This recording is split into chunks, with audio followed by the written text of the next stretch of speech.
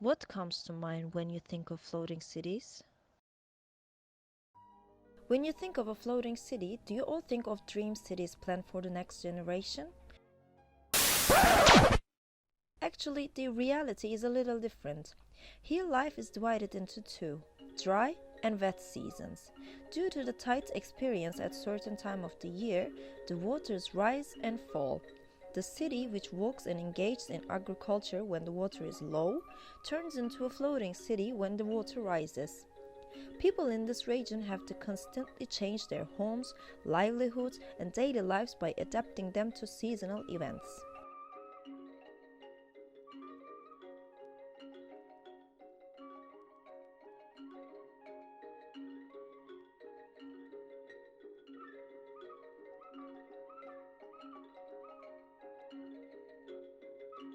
Ya kalau apalagi gedung-gedung ini banyak begini ya. Mereka kan bukan pakai sumur bor semua yang dalamnya ratusan meter. Banyak gedung. Ya apa nggak terpengaruh dengan turunnya bumi kita ini? It's a region that receives frequent rainfall and is flooded from time to time due to floods and tides. But is water safe enough? Does everyone have access to clean water? Unfortunately, no.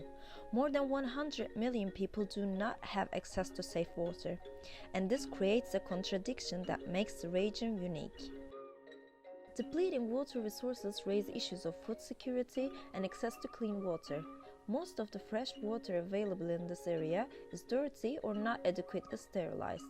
Cambodia is the most restricted country in the region, with access to clean water with 65%.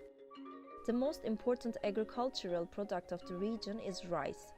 15% of the rice harvest depends on the flow of rivers during the dry season. The flow of the rivers depends on the melting of the glaciers.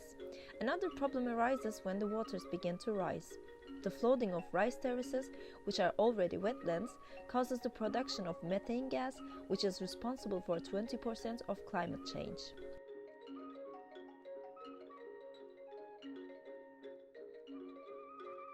They have a pipe system that relies on groundwater for access to clean water, but in 2018, only 60% of the public in Jakarta had access to it. Galinya semakin dalam, tapi itu belum pasti airnya bagus.